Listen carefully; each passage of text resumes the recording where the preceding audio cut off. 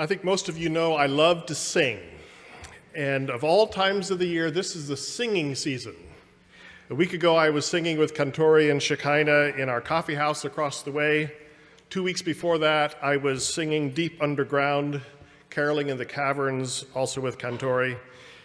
It would be a hard thing for me to go even a day without song. Listening to song, singing a song, sometimes alone, but whenever I can, with others. So I was thrilled to realize that this Sunday morning I would be preaching from two songs in Luke chapter 1, the Song of Mary and the Song of Zachariah. Now I'm going to reflect in just a minute on the content, the lyrics of those songs. But before I do, I want us to think about the power of song itself, to shape our lives and to shape our world, indeed to transform our lives and our world. Why is song so important to being human? Why is song so persistent and powerful? I'm sure you've all heard stories, and some of you have witnessed firsthand the staying power of song in the mind and body of a person who's already lost most of their other physical and cognitive abilities. I've seen a person with advanced dementia who can no longer recognize their spouse or their adult children, who's unable to feed themselves or dress themselves, whose head hangs down most of the time, non-communicative, expressionless. But when someone near them starts singing an old familiar song, their head goes up and they sing along, remembering not only the tune, but the lyrics, sometimes multiple verses. When song gets embodied like that, somewhere deeper than we know, then even in the hardest times, it's strong enough to rise up and give us what we need in the moment. I believe the Song of Mary and the Song of Zachariah were just those sorts of songs.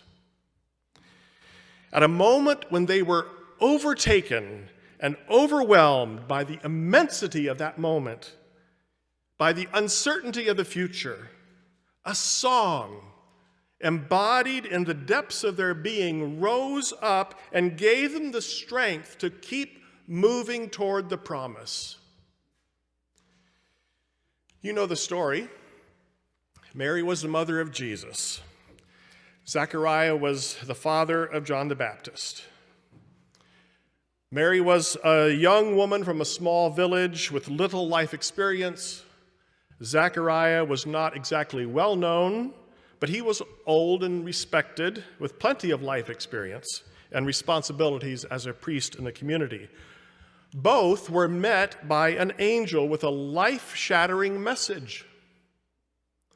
Zachariah was told that he and his wife Elizabeth, in their older years, would have a son who would grow up to be a prophet like Elijah was, which, given that Zechariah's people were currently oppressed by and occupied by the Roman Empire, would have been a fearful message to hear. Zechariah knew what Elijah's life was like, had been like. He lived with a price on his head, continually hunted down by brutal kings and ridiculed by the public. I suspect Zechariah feared that his son too would become a social pariah and a threat to the powers, and he was likely to pay with his life. And young Mary was told something even more earth-shaking. She also would bear a son before she was even married, and her son would be the Messiah, the one who would retake the throne of David in Jerusalem. That too would have been fearful for any mother to hear. My son take on the Romans? Will challenge King Herod for the throne in Judea? Not to mention the stigma she would bear by becoming pregnant as an unmarried teenager. Now, in this story recorded in Luke, neither Mary nor Zachariah broke out in song right away. The angel's words actually did them in for a while. Zachariah was struck mute, could not speak for all 9 months of Elizabeth's pregnancy. Mary was so overwhelmed that she ran from home and went to take refuge in the home of her Aunt Elizabeth. It was only after baby John the Baptist was born and Zachariah regained his voice that he broke out in song, and it was only after Mary was comforted and rejuvenated by being with Elizabeth that she gave voice to the song that we now call the Magnificat. So where did these songs come from? What were they about? Well, the most simple and straightforward thing to say about them is that they were songs of revolution. They were songs about a communal reversal of fortunes, about overturning the powers, turning the world order around. They were songs that challenged the status quo, that refused to accept the present states of things, and gave praise to God who would turn everything end for end. They were, you might say, songs sung backwards, where the strong are made weak, and the poor have plenty, the captive are set free, and the rich have empty hands, and those sitting in darkness have the lights turned on. This morning we've heard them read aloud, and we've sung them. Mary sang, "My soul magnifies the Lord, for God my Savior has looked with favor on the lowly state of his servant. God has scattered the proud in the imagination of their hearts, brought down the powerful from their thrones, and lifted up the lowly. God has filled the hungry with good things and sent the rich away empty." And Zachariah sang, God has looked favorably on his people and redeemed them. God has raised up a mighty Savior to save us from our enemies and from the hands of all who hate us. The light of God will shine upon those who sit in darkness and in the shadow of death, to guide our feet into the way of peace. Wow. There really is no other way to faithfully absorb those songs than by listening to them in their own context. They were sung from the bottom up.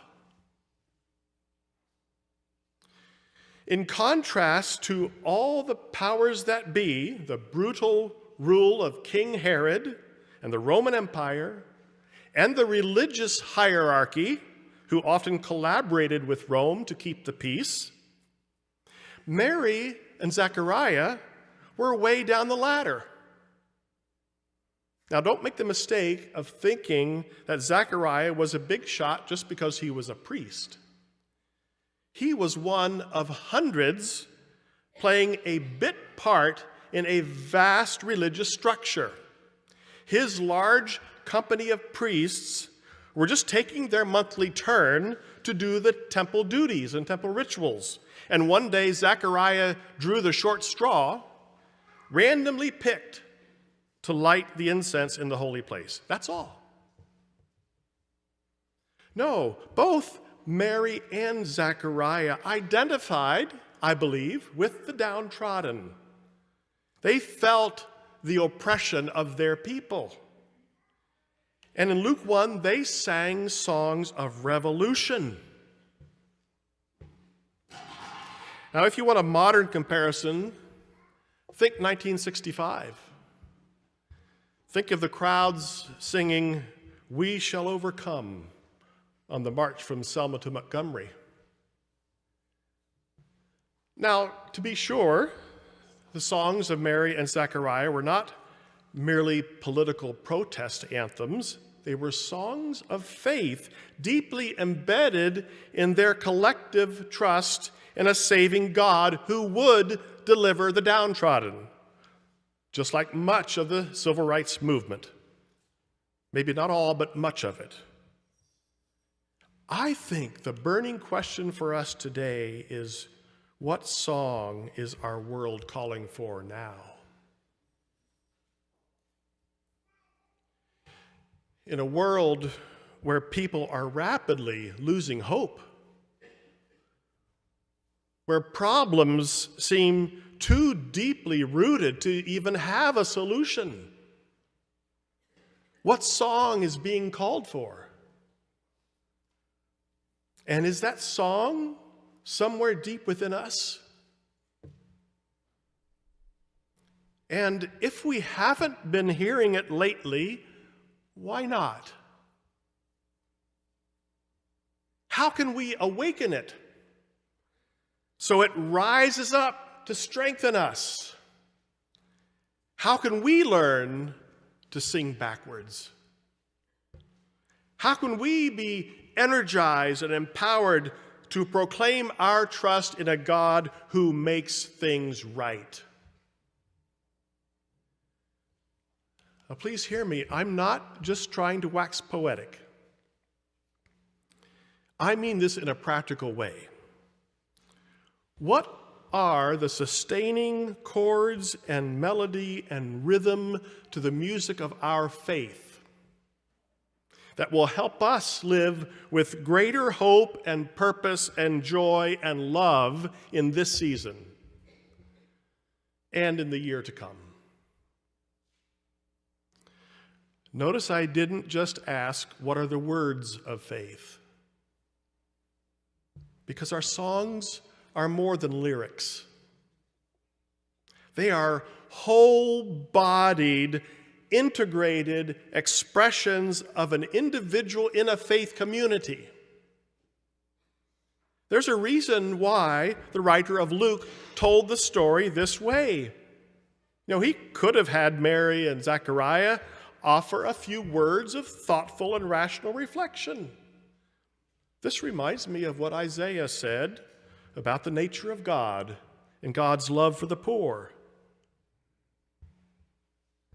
Luke could have put only words in the mouth of Mary and of Zachariah. Instead, he had them singing a song. And you realize, I'm sure, that Mary and Zachariah didn't just make up these songs out of thin air. They came from a vast communal resource of historical faith. These words echo what we already find in the Hebrew prophets and in the Psalms. They were already the heart songs of Mary and Zachariah. They had probably sung those words often when gathered with their people in the worship of God, in the worship of Adonai. These songs were embedded in their beings so that when they were really needed, they came out. How are we preparing for hard times? It's hard to sing backwards if we're trying to do it for the first time. It only comes naturally with lots and lots of practice, with being immersed in the communal resources of faith. If we want to sing hope or cry hope, we need to immerse ourselves in a hope-filled faith community. If we want to sing peace or cry peace, we need to drink in the ways of people of peace. If we want to sing joy or cry joy, we need to strengthen our ties to people who find deep joy in life. If we want to sing love or cry love, we need to devote ourselves to the God who is love and to God's people who embody that love. These songs only seem backward because they're so different from the primary song of the world we live in.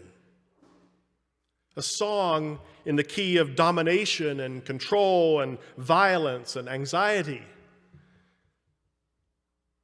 But actually, these songs are not backwards. They are reorienting. They remind us of the true north of God's redeeming love. They are songs in the key of life, to quote Stevie Wonder. And as a pair of songwriters from our congregation put it when describing the music of faith, crushing fears are met with joy, sorrow's curse is torn. Hear the music, fling your load down, and unbend your tired form. So as a response, let's sing that song together, written by Christopher and Maria Clymer-Kurtz and found in Voices Together, number 276.